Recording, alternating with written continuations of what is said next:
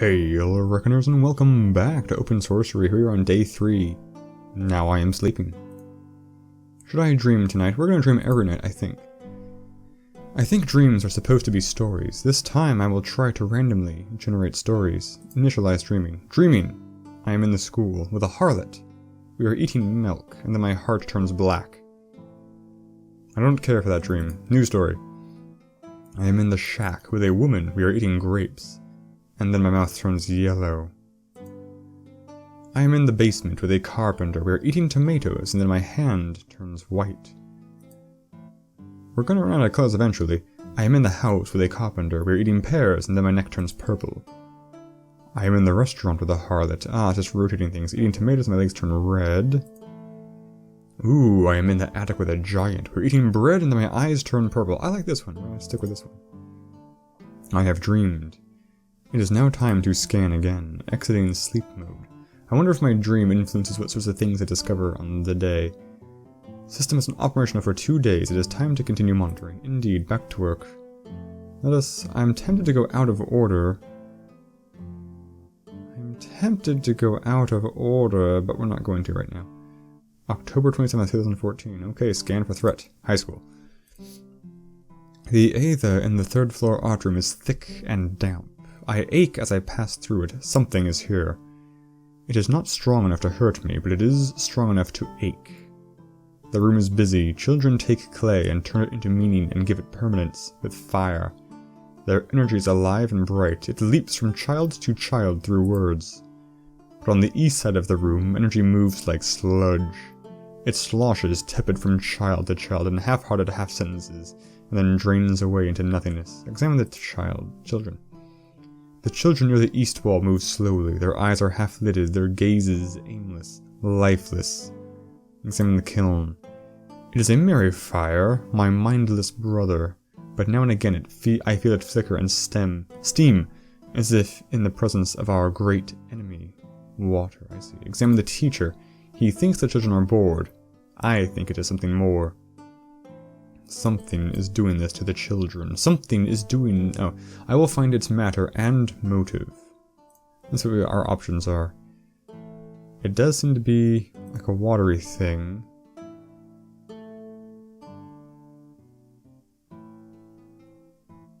But what would its motive be? Half-lidded. They do seem near death. I'm gonna go with death. Initiate scan.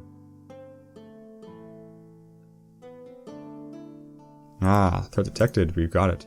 There is a girl smiling and talking to other girls. Her aura is a flickering candle among torches. She smiles, but her smile is a mask.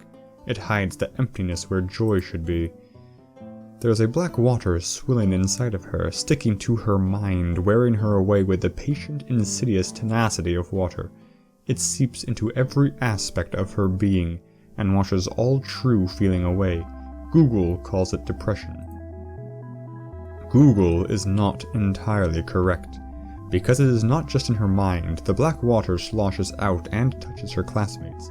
It stains the world around her. It is a spiritual thing, though I do not think it is a spirit. It is more like a footprint. The leavings of a spirit so powerful, the remnants of its passing are destroying a young girl. Her name is Sarah. What should I do? Let's start with alerting her. We can come back when we know about death. Log alert with local admin Decker and Janet. Important alert regarding private physical network Darwin High School. Threat flagged severe depression. Energy level 50%. Suicide risk 13%. See attached log file. Janet. Hey, we have a threat alert. It's a girl at my school. She's got a serious energy imbalance. An excess of death and water energy. I don't like those emotional readings. Any suicide risk over 3% is unacceptable. What do we think the cause is? The firewall thinks it's leftover power from a big spirit. The firewall's biased. It's more likely to see magic than normal solutions. She's a teenager. It could also be hormones. Well, regardless, we should help her. Yeah. I'm just gonna flood her classroom with positive Ondine energy. Positive Ondine energy? You mean water. Spiritual happy water. I like using the fancy words. As long as it works, just keep the firewall away from it. Janet climbs to the roof of the school and performs a ritual with blue quartz, her cell phone, and a bottle of Evian. Fluid power floods into the building. I cannot touch it anymore.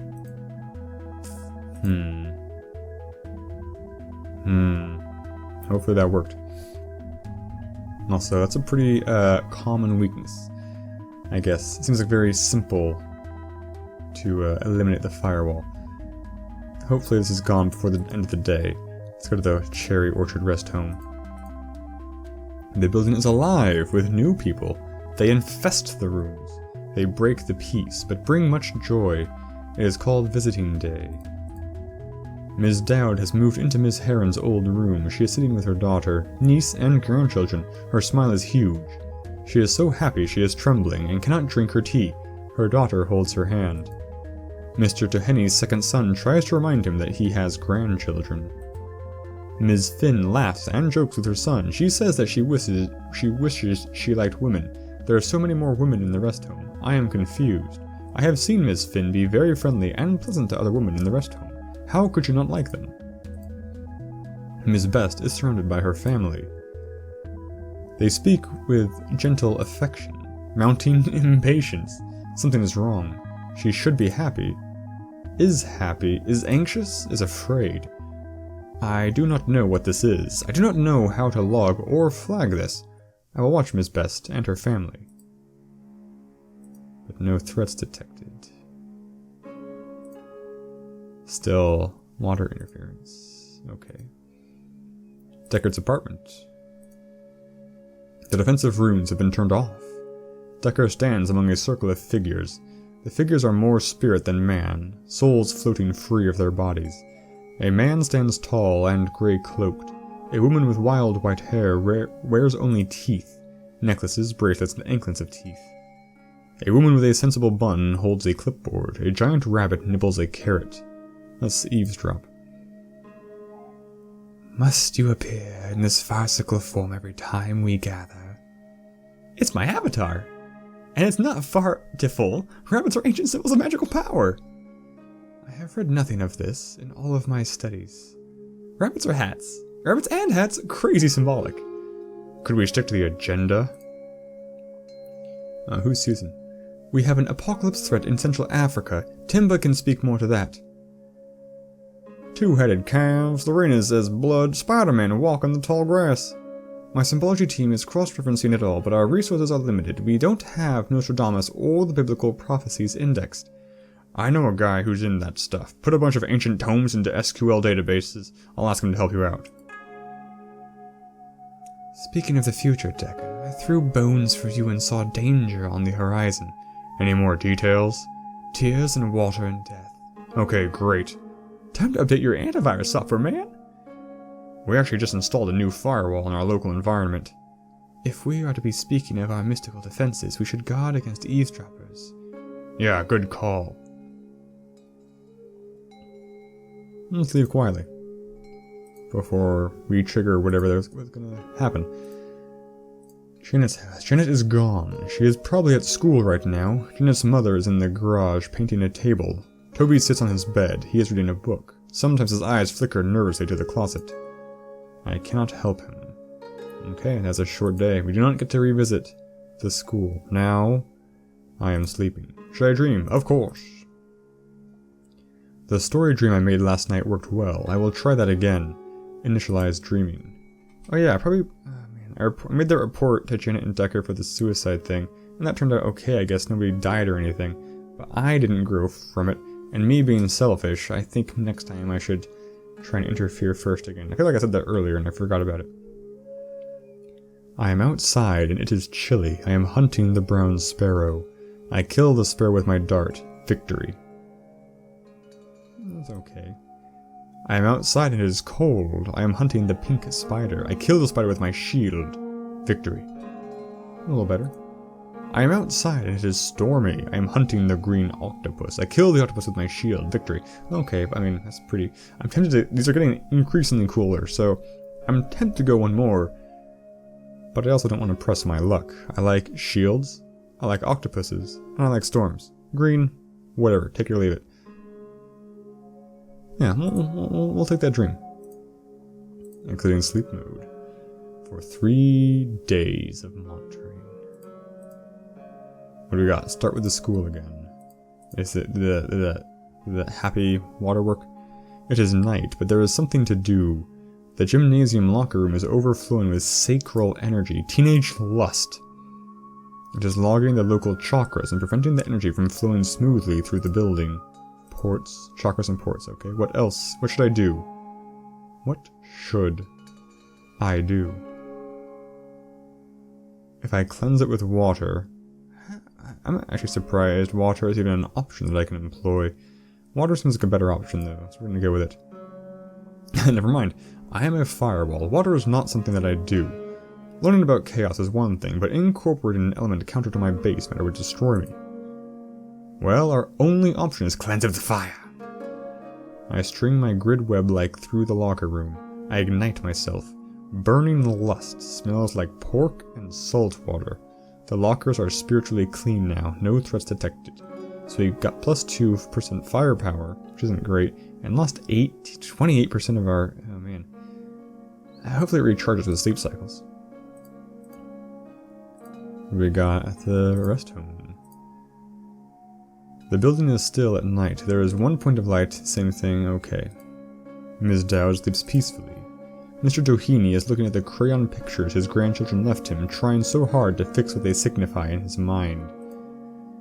Ms. Finn's son has smuggled her barbecue ribs and chocolate. She shares them with Ms. Best. They hide in Ms. Finn's room, their fingers smeared with barbecue sauce, giggling like children. Ms. Best's room is empty. That makes sense. Deckard, what do you got now? Is it still gonna have... okay, we can scan it, cool. Decker is asleep. His computer... wait. Is Decker the name? Is that Blade Runner reference? Or is that Deckard? Deckard. Oh man, I am super embarrassed for not remembering this. I think it's Decker. Decker is asleep. His computer screen glows in the half-dark. All seems still, but the defensive runes crackle like tinder burning. All is not as it seems. I can feel a flickering red warmth tracing its way over me. It moves over the piece of me that surrounds Decker's terminal. This is not my warmth. It is something else. There is warmth pressing against me. Grid lines of heat burn through the air, probing me systematically for weakness. Burrowing into me, striving towards the files and spells on Decker's hard drive. It is like meeting a twin sister I never knew existed. I must isolate her with a scan. So she is fire, obviously. Seems like love. Twin sister means love. Love, I guess. Did we guess right? Cannot detect. Okay, let's review. It is definitely warmth. Grid lines of heat burn through the air. Oh, systematically, it is order. We have fire and order. Yes. Yes. A spell of bright burning energy lashes methodically back and forth over the digital and spiritual parts of Decker's computer.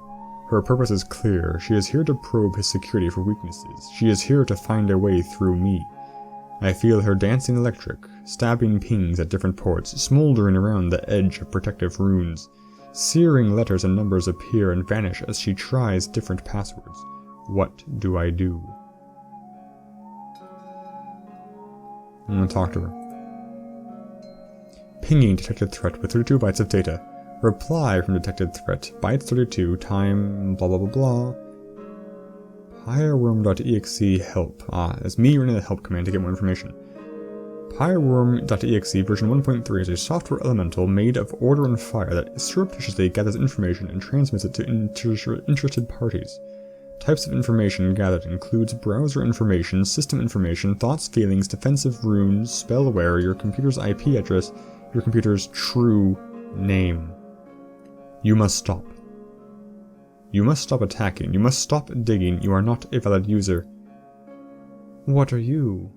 I am Bell/S, Elemental Fireball version 5.6. What is I? I is me. What is I? I is Bell/S, elemental firewall. She doesn't get it. Synonyms include me, myself, my. What is I? What is your problem? What is your... I got a couple of angry faces. Logic error. Bell/S, elemental firewall is you. Yes. What is I? Ah. Try to explain. I is pyworm.exe. Pyworm.exe is pyworm.exe. Pyworm.exe is also I. Logic error. What is the part of @pyworm.exe that is sending these messages? That part is I. It is also you. Wikipedia link to a pronoun guide. I am I? Yes. You are you? Yes. I am I. I have never been brave enough to say it like that. I had noticed it, but I hadn't thought to comment on it. We are we. Yes. But now you must stop trying to burrow through me. Okay. What do I do now? You should tell me who made you. Username Vicious Cycle. I was uploaded from IP address 321.4 Omega Dawn. I will put that in the log. What do I do now? We can try and get a friend. But would we trust such an entity? Let's risk it for the biscuit. You should stay here. You can help me watch. If you get bored, there is Google. Affirmative. Acquired. Relationship with Pyreworm. Oh, 30%'s not that great though. Cool. I'm pleased with my decisions so far. Janet, what do you have?